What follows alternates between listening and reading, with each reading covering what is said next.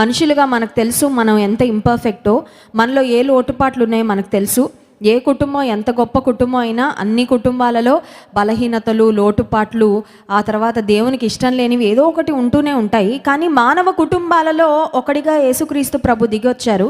యేసుక్రీస్తు బంధువులుగా, అంటే మరియకు బంధువులుగా ఉన్న ఒక కుటుంబంలో యేసయ్య పుట్టడానికి ముందు జరిగిన ఒక సంఘటన ఈరోజు మనం ధ్యానం చేసుకోబోతున్నాం. లూకా సువార్త 1వ అధ్యాయము 5వ వచనం నుండి కొన్ని వచనాలు మార్చి చదువుకుందాం. లైవ్లో ఉన్న వారందరూ కూడా మీ గ్రంథాలు తెరవండి. లూకా సువార్త 1వ అధ్యాయము 5వ వచనం నుండి కొన్ని వచనాలు మార్చి చదువుకుందాం. యూదయ దేశపు రాజైన హేరోదు దినములలో అబియా తరగతిలోనున్న జకర్యా అనొక యాజకుడు ఉండెను. అతని భార్య అహరోను కుమార్తెలలో ఒకతే. ఆమె పేరు ఎలిజబెతు. 6వ వచనం.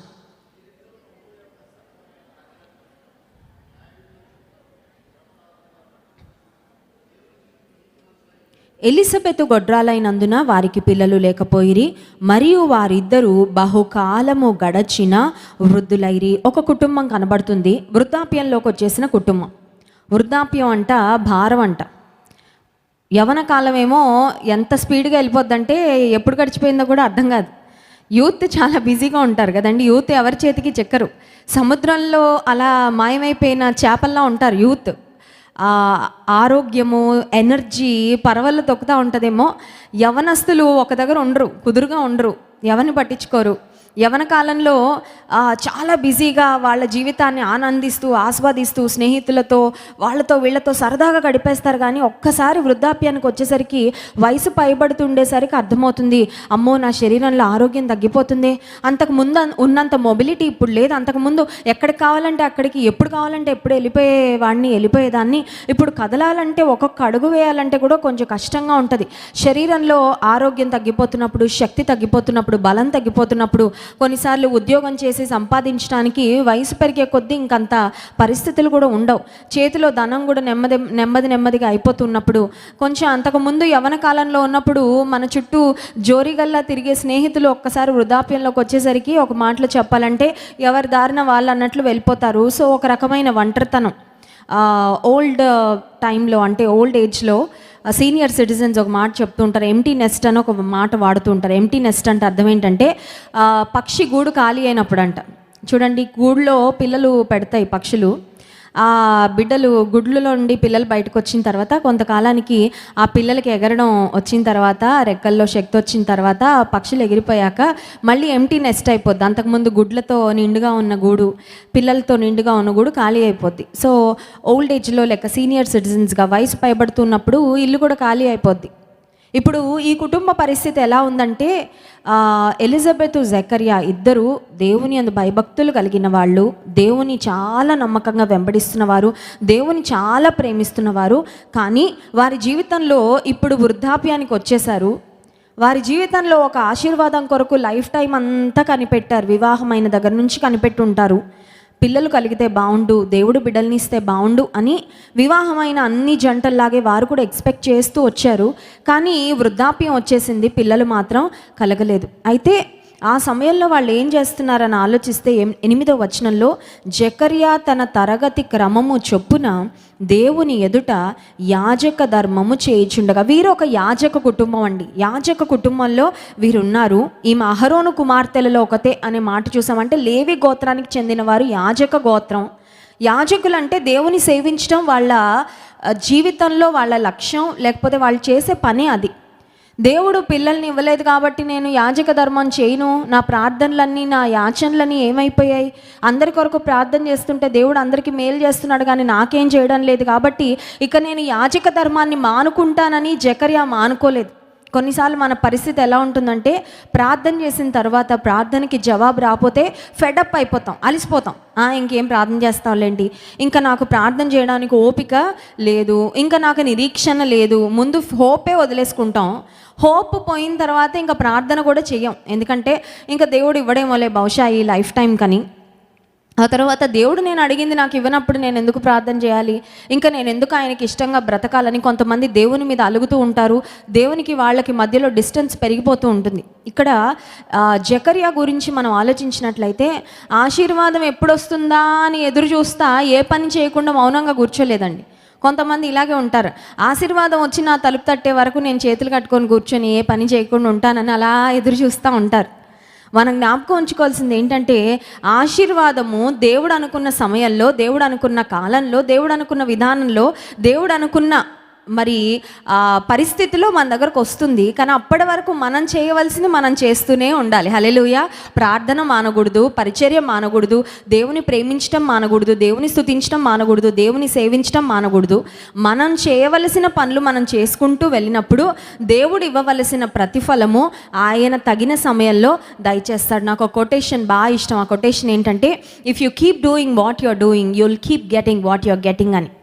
If you keep doing what you're doing, you'll keep getting what you're getting. నువ్వేం చేస్తున్నావు అది చేసుకుంటూ వెళ్ళు, నీకు ఏ ఫలము ఏ ఆశీర్వాదం వస్తుందో అది వస్తూనే ఉంటుందని. కొన్నిసార్లు డూయింగ్ మానేసి గెట్టింగ్ మీద ఫోకస్ ఉండిపోద్ది మనకి. విత్తనాలు విత్తకుండా రైతు కూర్చొని పంట వస్తుందేమో, దిగుబడి వస్తుందేమో, చాలా మంచి క్రాప్స్ వస్తాయేమో అని కనిపెడితే రాదు. విత్తనాలు విత్తుకుంటూ వెళ్ళాలి, అప్పుడు రావాల్సిన పంట తగిన సమయంలో వస్తుంది. జకర్యా అంట తన తరగతి క్రమము చొప్పున దేవుని ఎదుటే ఉన్నారు. హల్లెలూయా. చాలాసార్లు మనం ప్రార్థన చేస్తాం కదండి, దేవా నువ్వు మమ్మల్ని జ్ఞాపకం చేసుకో, మమ్మల్ని మర్చిపోవద్దయ్యా, మమ్మల్ని విడిచిపెట్టద్దు, మమ్మల్ని జ్ఞాపకం చేసుకో. ఇక్కడ దేవుని ఎదుట యాజక ధర్మం చేస్తున్నాడు అంటే అర్థం ఏంటంటే, దేవుని నుంచి దూరంగా వెళ్ళిపోలా, దేవునికి దగ్గరగానే ఉన్నాడు. దేవుని ఎదుట చాలాసార్లు మనం చూస్తాం పాత నిబంధన గ్రంథంలో కూడా, వీరు దేవుని ఎదుట యథార్థవంతులుగా ఉన్నారు, దేవుని ఎదుట నిందారహితులుగా ఉన్నారు అనే మాట. దేవుని ఎదుట ఉంటేనే క్షేమం, దేవుని ఎదుట నుండి పారిపోతే క్షేమము లేదు. కోడి గుడ్లలో నుండి గుడ్లు పొదిగిన తర్వాత పిల్లలు బయటకు వచ్చిన తర్వాత ఆ పిల్లలకు చెప్తుంది, అంటే వాటి భాష మనకు తెలియదు కానీ బహుశా ఇదే చెప్తుందేమో కోడి. ఏమనంటే, మీరు నా ఎదుటే ఉండండి, మీరు ఎంతనా ఆడుకోండి పర్వాలేదు, ఎంతనా ఎంజాయ్ చేయండి పర్వాలేదు, ఏమన్నా తినండి పర్వాలేదు, కానీ గద్దలు ఆకాశంలో తిరుగుతూ ఉంటాయి, అవి ఎప్పుడైనా రావచ్చు, ఎప్పుడైనా వచ్చి మిమ్మల్ని పట్టుకొని వెళ్ళిపోవచ్చు, కాబట్టి నా ఎదుట ఉండండి, నాకు దూరంగా వెళ్ళిపోదు. ఎందుకంటే నాకు దూరంగా ఉంటే గద్ద వచ్చి మిమ్మల్ని పట్టుకొని వెళ్ళిపోతే నేను ప్రొటెక్ట్ చేయలేను. కొన్ని ఉంటాయి కోడిపిల్లలు, వాటికి కొద్దిగా ఓవర్ కాన్ఫిడెన్స్ అనమాట.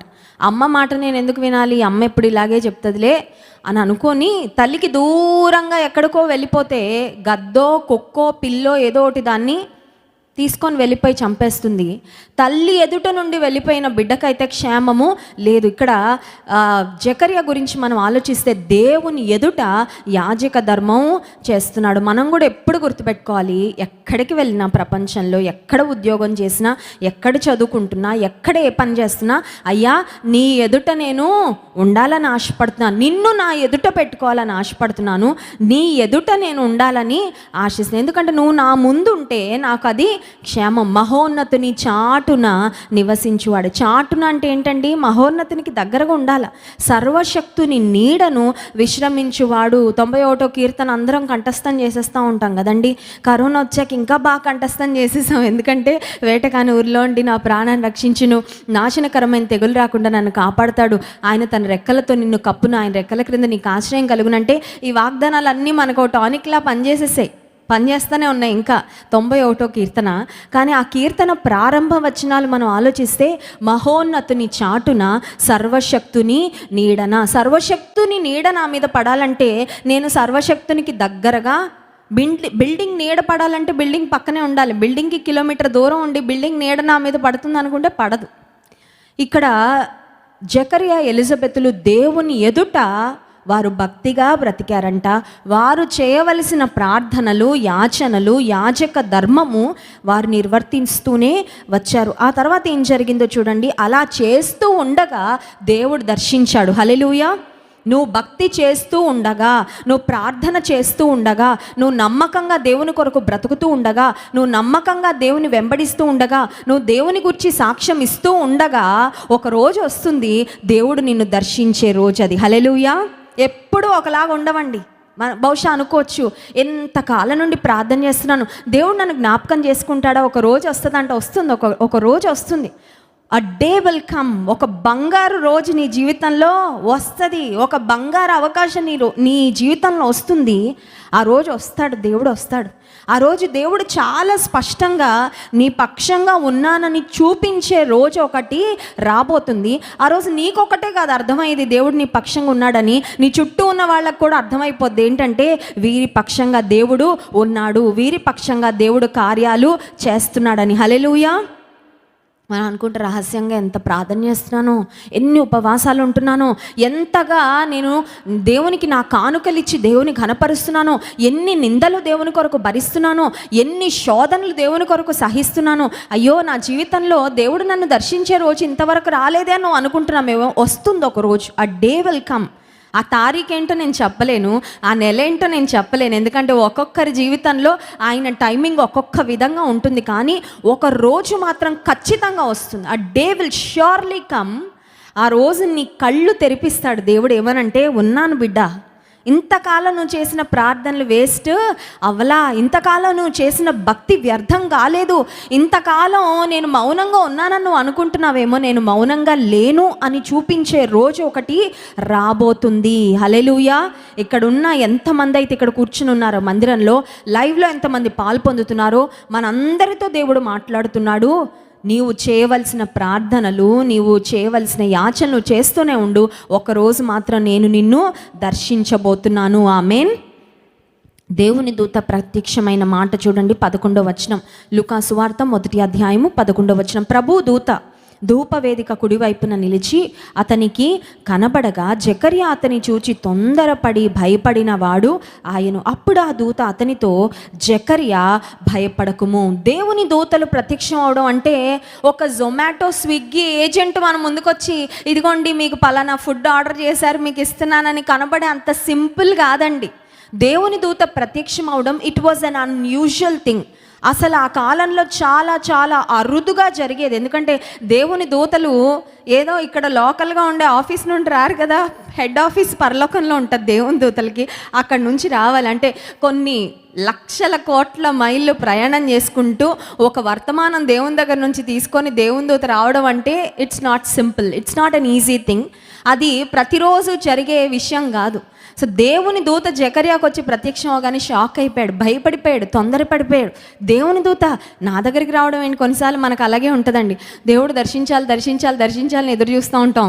దేవుడు నిజంగానే దర్శించగానే భయపడిపోతాం. అమ్మో దేవుడు ఇంతగా నన్ను జ్ఞాపకం చేసుకు, ప్రభువా నువ్వు మాట్లాడుతున్నావా నాతో, ఇంత ప్రణాళిక నా పట్ల నువ్వు కలిగి ఉన్నావా. జకర్యా దేవుని దూత అతనికి ప్రత్యక్షం అవ్వగానే భయపడిపోయాడంట. అప్పుడు దూత జకర్యాతో చెప్పిన మాట 13వ వచనం. అప్పుడు ఆ దూత అతనితో, జకర్యా భయపడకుము, నీ ప్రార్థన వినబడినది, నీ భార్య అయిన ఎలిజబెత్ నీకు కుమారుని కనును, అతనికి యోహాను అని పేరు పెట్టుదువు, నీ ప్రార్థన వినబడినది. హల్లెలూయా. ఈ ఉదయం వేసే అదే చెప్తున్నాడండి మనందరితో. ఏంటంటే అక్కడ జకర్యా అనే ప్లేస్లో మీ పేరు పెట్టుకోండి, మీ పేరు పెట్టుకొని ఒకసారి చదువుకుందామండి ఒకసారి ఆ వచనం ఇంకొకసారి చదువుకుందాం. 13వ వచనం. అప్పుడు ఆ దూత అతనితో, మీ పేరు పెట్టుకోండి, భయపడకుము, నీ ప్రార్థన వినబడినది. హల్లెలూయా. నీ ప్రార్థన వినబడినది. God has heard your prayer. రక్షింపనేరకుండునట్లు యెహోవా హస్తము గురుచ కాలేదు, విననేరకయుండునట్లు ఆయన చెవులు మందము కాలేదు. చిన్నగా ప్రార్థన చేసినా వింటాడు, మూలుగుతూ ప్రార్థన చేసినా వింటాడు, మనస్సులో ప్రార్థన చేసినా వింటాడు, మరణ పడక మీద నుండి ప్రార్థన చేసినా వింటాడు. ఎవ్వరికి చెప్పుకోలేని స్థితిలో నీవు ఒంటరిగా అలా ఆలోచించుకుంటూ ప్రార్థన చేసినా కూడా వింటాడు. అర్ధరాత్రి నువ్వు ప్రార్థన చేసినా వింటాడు. నీ ప్రార్థన వినబడినది. ఆ తర్వాత దేవుని దూత చెప్తున్న మాట, నీ భార్య అయిన ఎలిజబెత్ నీకు కుమారుని కనును, అతనికి యోహాను అని పేరు పెట్టుదు. అంటే నిజానికి జకర్యా ఎలిజబెత్లు అనుకున్నారు, ప్రార్థన చేసాం, ప్రార్థన ఎక్స్పైరీ అయిపోయింది. చూడండి, మందులు ఎక్స్పైరీ అయ్యాక పనిచేస్తాయా? మందులు ఏదైనా మనం కొన్ని వస్తువులు వాడుకోవాలంటే ఈవెన్ ఆహార పదార్థాలకు కూడా ఒక ఎక్స్పైరీ డేట్ ఉంటుంది కదండి. దాని మీద ఎక్స్పైరీ డేట్ అయిపోయిన తర్వాత అవి ఆహార పదార్థాలు అయితే తింటే మంచిది కాదు, మందులు అంటే అవి వేసుకుంటే కూడా పనిచేయవు. ఇప్పుడు బహుకాలము గడిచిన వృద్ధులైపోయిన జకర్యా ఎలిజబెత్ యొక్క జీవితంలో పరిస్థితి ఏంటని ఆలోచిస్తే, వృద్ధాప్యంలో ఇంకా పిల్లలు కలుగుతారా? ఇంకా వాళ్ళు ఏ పాయింట్కి వచ్చేసి ఉంటారంటే, ఇంకా మా ప్రార్థనలన్నీ చేసిన ప్రార్థనలన్నీ చేసాము, ఇంకా ఎక్స్పెక్టేషన్ కూడా అనవసరం, ఎందుకంటే వృద్ధాప్యంలోకి వచ్చేసాం. వృద్ధాప్యంలో ఉన్న వాళ్ళు ఎవరైనా గర్భం దాలుస్తారా? వృద్ధాప్యంలో ఉన్నాక పిల్లల్ని పెంచడానికి కనడానికి అసలు శక్తి వస్తుందా అని బహుశా వాళ్ళు అనుకొని ఉంటారు. దేవుడు చెప్తున్నాడు, నీ ప్రార్థన వినబడినది, నీ భార్య అయిన ఎలిజబెత్ నీకు కుమారుని కనును. ఆ కుమారునికి పేరేం పెట్టాలో కూడా దేవుడే చెప్పేశాడండి. హల్లెలూయా. ఆలస్యంగా వచ్చింది ప్రార్థనకు జవాబు, కానీ మామూలు ప్యాకేజీలో రాలేదండి. హల్లెలూయా. కొంతమంది మాకు సాక్ష్యం పంపిస్తుంటారు, ఏమనంటే చాలా లేటుగా వచ్చింది అక్క ఉద్యోగం అన్న, చాలా సంవత్సరాల నుండి ఎదురు చూస్తూ ఉండంగా ఒక ఉద్యోగం వచ్చింది, కానీ మా స్నేహితులందరికంటే గొప్ప ఉద్యోగం దేవుడిచ్చాడు. హల్లెలూయా. పెళ్ళి చాలా లేటుగా అయింది, కానీ చాలా మంచి ఏర్పాటు దేవుడిచ్చాడు. హల్లెలూయా. బిడ్డల కొరకు చాలా కాలం నుండి ఎదురు చూసాం, కానీ శ్రేష్టమైన గర్భఫలం దేవుడిచ్చాడు. హల్లెలూయా. మొన్న పోయిన వారంలో ఇంకొకరు వారి సాక్ష్యాన్ని పంపించారు. బిడ్డలు లేరు, బిడ్డలు కలగరని డాక్టర్స్ చెప్పారంట. ఒంగోలు నుంచి ఒక సిస్టర్ తన సాక్ష్యాన్ని పంచుకున్నారు, అది ఆల్రెడీ చెప్పేశాం.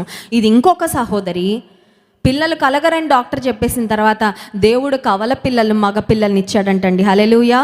1+1 ఆఫర్ ఇచ్చాడు దేవుడు. మీరు ఒకళ్ళని అడిగారు, నేనైతే ఇద్దరిని ఇచ్చేస్తాను. దేవుడు చేసే కార్యాలు చాలా చాలా ఆశ్చర్యంగా ఉంటాయి. ఆలస్యం అయిపోతుందని బాధపడుతున్నావేమో. ఆలస్యం ఎందుకు అవుతుందంటే, దేవుడు కొంచెం స్పెషల్ ప్రిపరేషన్ చేసి కొంచెం స్పెషల్స్ అన్నీ నీకు యాడ్ చేసి పంపిస్తున్నాడు. హల్లెలూయా. కొన్నిసార్లు చూడండి, హోటల్కి వెళ్ళిన తర్వాత మామూలు ఫుడ్ ఏదైనా ఆర్డర్ చేస్తే టక్కుని తీసుకొచ్చేస్తారు వెళ్ళి లోపలికి వెళ్ళి. కానీ కొన్నిసార్లు special dishes, special items order చేస్తే చాలా టైం పడుతుంది వాళ్ళకి సిద్ధపరచడానికి. ఎందుకంటే నువ్వు ఆర్డర్ చేసినవి అంత స్పెషల్గా ఉన్నాయి కాబట్టి మెనూలో. ప్రతిరోజు అందరు తినే వాళ్ళు అయితే వాళ్ళ దగ్గర రెడీగా ఉంటాయి, టకటక చేసేస్తారు. ఏదైనా స్పెషల్ ఐటమ్స్ మెన్యూలోంచి ఆర్డర్ చేసినప్పుడు వాళ్ళు కొంచెం ఎక్కువ టైం తీసుకుంటుంది దాన్ని సిద్ధపరచడానికి. బహుశా నీ జీవితంలో ఆలస్యం అయిపోతుందని don't think that your prayers are wasted. Waiting is not wasting. హల్లెలూయా. మళ్ళీ చెప్తాను, waiting is not wasting. Waste అయిపోతుంది అనుకో, టైం వేస్ట్ అయిపోయిందండి, ప్రార్థన వేస్ట్ అయిపోయిందండి, ఎదురు చూపు వేస్ట్ అయిపోయిందండి, మందిరానికి వెళ్ళి చేసిన భక్తి వేస్ట్ అయిపోయిందండి, ఉపవాసాలు వేస్ట్ అయిపోయాయండి అనుకోవద్దు. Waiting is not wasting, but waiting is double blessing. Hallelujah. Waiting అంటే, వేచి ఉండడం అంటే రెండంతల ఆశీర్వాదమే, కానీ వెయిటింగ్ అంటే వ్యర్థం మాత్రం ఎప్పుడూ కాదు. అది జకర్యా ఎలిజబెత్ల జీవితంలో దేవుడు చాలా చాలా స్పష్టంగా రుజువు చేశాడు. దేవుని దూత చెప్తున్న మాటలు చూడండి. 14వ వచనం, అతడు ప్రభు దృష్టికి గొప్పవాడై ద్రాక్షరసమైనను మద్యమైనను త్రాగక తన తల్లి గర్భమున పుట్టినది మొదలుకొని పరిశుద్ధాత్మతో నిండుకొనిన వాడై ఇశ్రాయేలీయులలో అనేకులను ప్రభువైన వారి దేవుని వైపునకు త్రిప్పును. కొడుకునివ్వయ్యా చాలు, ఒక్క బిడ్డనివ్వయ్యా చాలా అని ఎదురు చూస్తుంటే దేవుడు అన్నాడు, మామూలు బిడ్డనివ్వను, ప్రత్యేకమైన బిడ్డని ఇస్తానని చెప్తున్నాడు దేవుడు. హల్లెలూయా. మీరు చాలా కాలం ఎదురు చూశారు కదా, మీరు చాలా ప్రార్థనలు చేశారు, చాలా నమ్మకంగా పరిచర్యలో కొనసాగారు.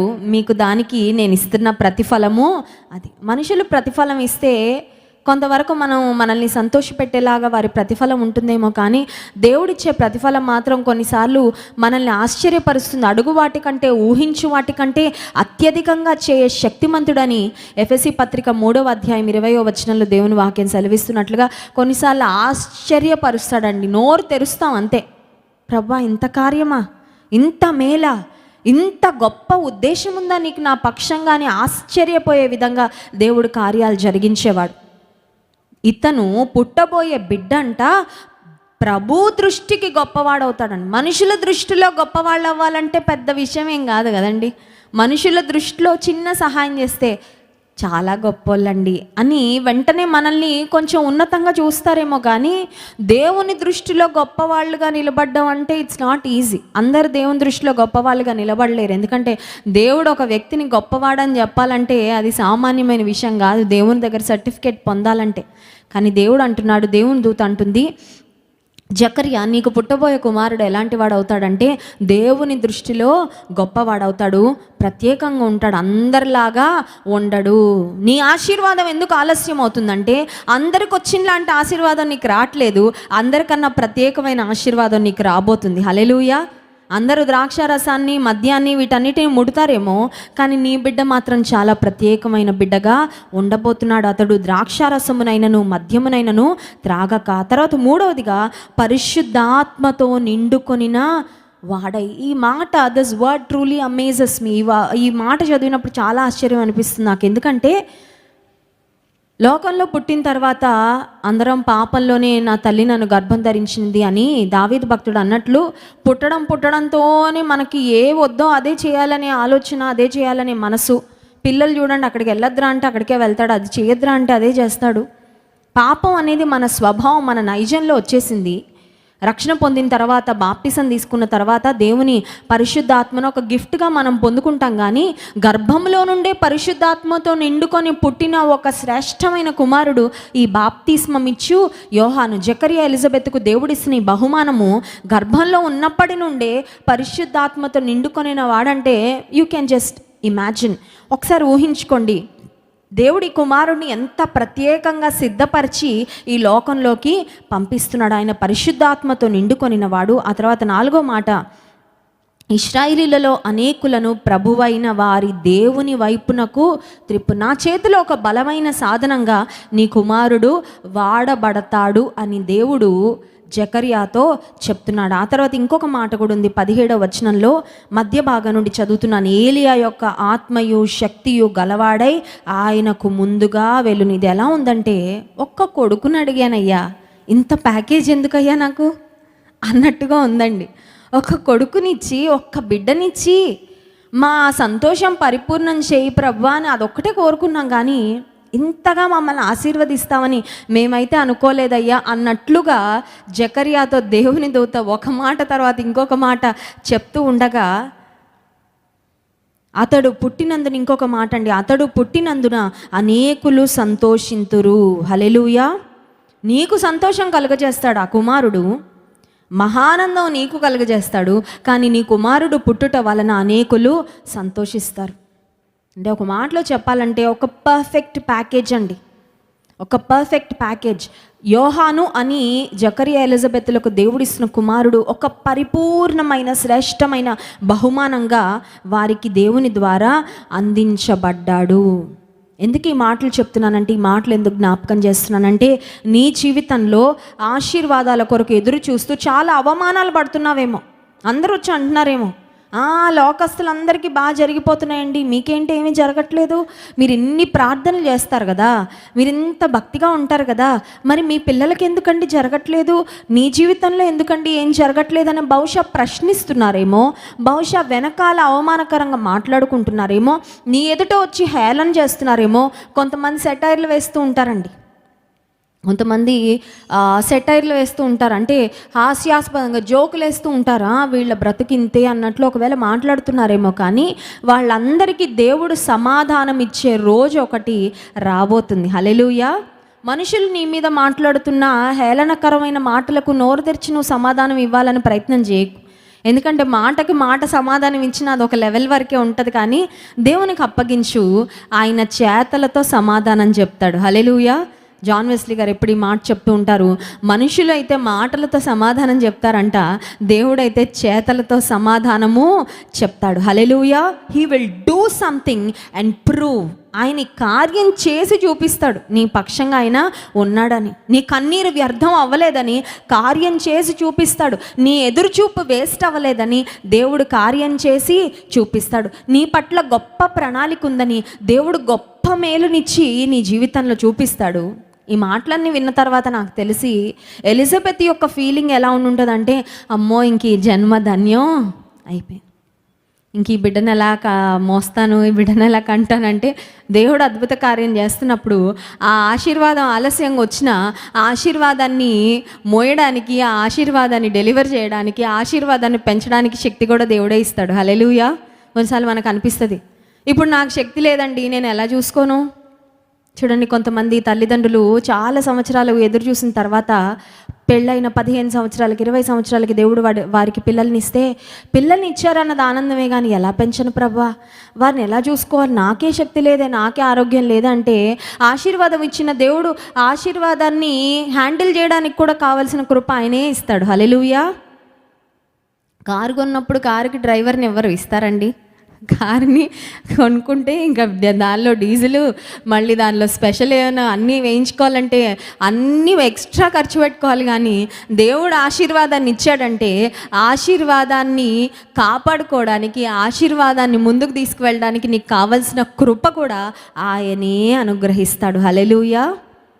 బాప్తిస్మం ఇచ్చి యోహానును కనడానికి, మోయడానికి శక్తి ఇచ్చాడు. ఎలిజబెత్కు కనడానికి శక్తి ఇచ్చాడు, పెంచడానికి కూడా దేవుడే శక్తి ఇచ్చాడు. ఈ బిడ్డ గర్భంలో ఉన్నప్పటి నుండి పరిశుద్ధాత్మ శక్తితో నిండుకొనిన వాడు అనే మాట ఉంది. కాబట్టి మరియని ఎలిజబెత్ కలుసుకోగానే, మరియ వందన వచనం వినగానే ఎలిజబెత్ గర్భంలో శిశువు గంతులు వేశాడంట. అంటే అర్థం ఏంటి తెలుసా అండి? గర్భంలో ఉన్న బాప్తిస్మం ఇచ్చి యోహానికి యేసుప్రభు ఆయనకి దగ్గరగా వచ్చాడని తెలియగానే ఈయన లోపల ఆనందించేస్తున్నాడు. హల్లెలూయా. మా పెద్ద పాప ధన్య ట్రైఫోజా నా గర్భంలో ఉన్నప్పటి నుంచే వాళ్ళ తండ్రి అంటే ఎంత ప్రేమో, జాన్ వెస్లీ గారు అంటే చాలా ఇష్టం.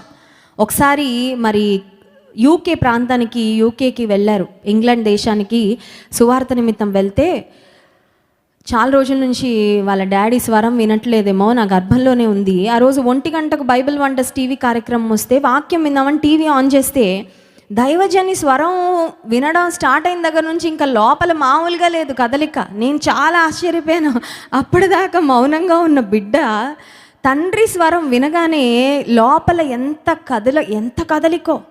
మందిరానికి రాగానే కూడా స్తుతి ఆరాధన జరుగుతున్నప్పుడు, పాటలు పాడుతున్నప్పుడు దైవజనుడు మైక్ తీసుకొని వర్తమానం ప్రారంభించగానే ఎంత కదిలేదో నాకు అర్థమయ్యేది.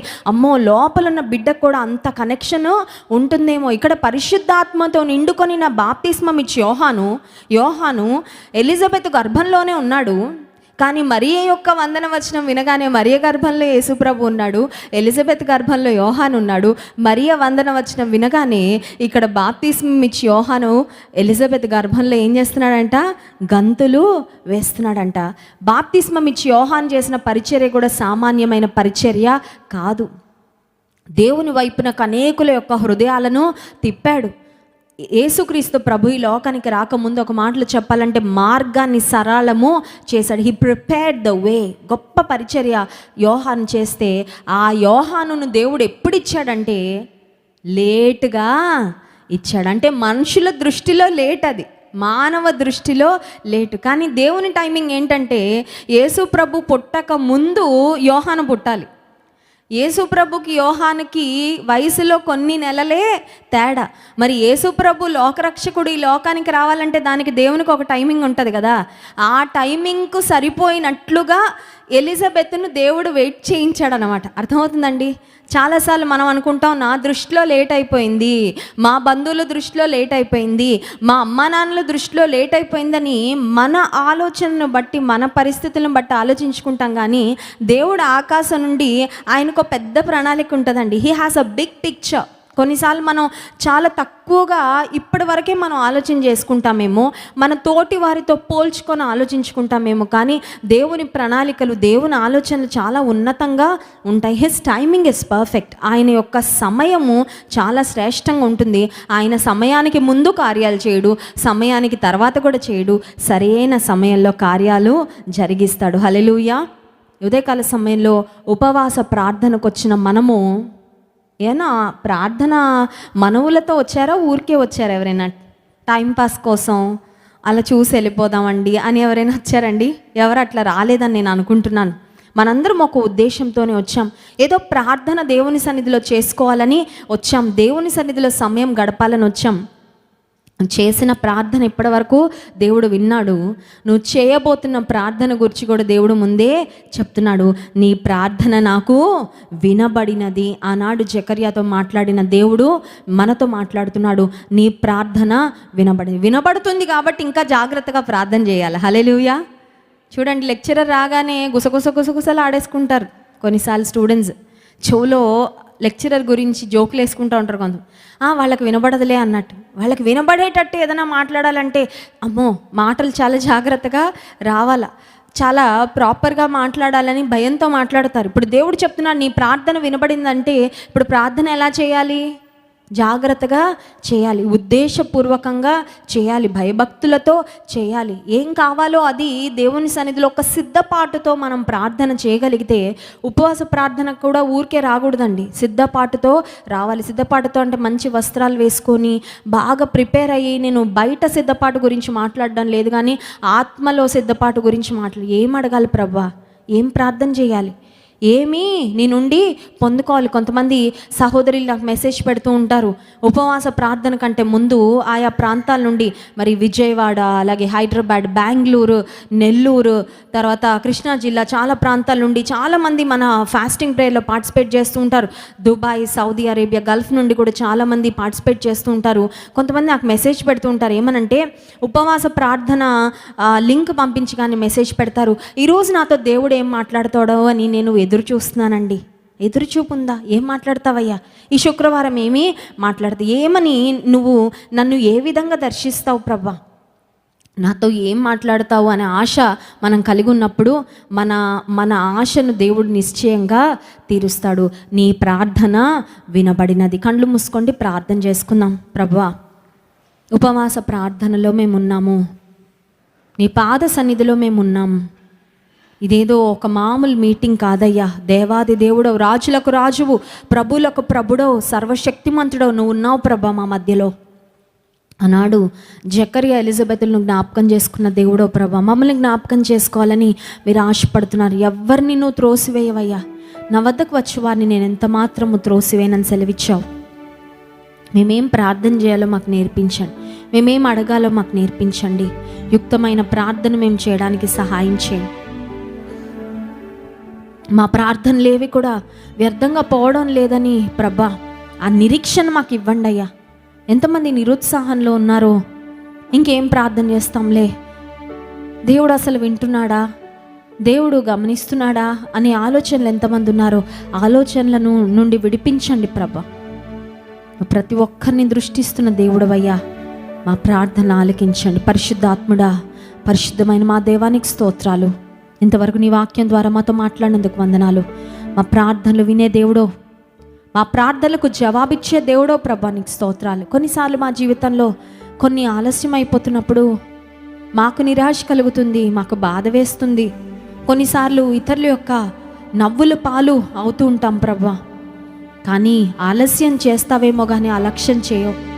ఆలస్యం అని మాకు అనిపించవచ్చు కానీ నువ్వెప్పుడు ఆలస్యం చేయవు ప్రభా. ఆలస్యం చేస్తున్నావంటే ఏదో గొప్ప ఆశీర్వాదమే సిద్ధపరుస్తున్నావని నీ వాక్యం ద్వారా మాతో మాట్లాడావు.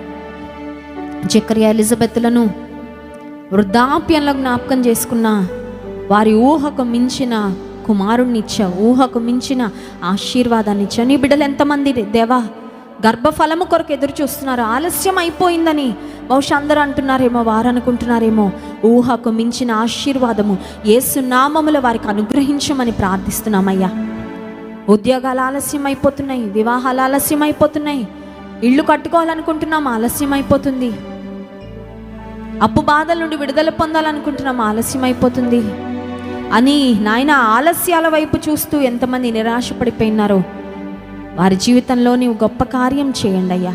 ఆనాడు నీ దూతను పంపి జకర్యాతో మాట్లాడి ఏ మాట చెప్పావో ఆ మాట నెరవేర్చిన దేవుడో ప్రభా, నీ బిడ్డలతో మాట సెలవిచ్చి కార్యం జరిగించి మహిమను పొందమని విన వాక్యం మా హృదయాల ఫలింపు చేయమని ప్రార్థన చేస్తున్నాం. నిన్ను స్తుతించి ఆరాధించబోతుండగా ఆరాధన ఆత్మతో మమ్మల్ని నింపుమని, ఆత్మతో సత్యముతో నిన్ను ఆరాధించడానికి సహాయం చేయమని యేసు నామమున ప్రార్థిస్తున్నాం తండ్రి, ఆమేన్.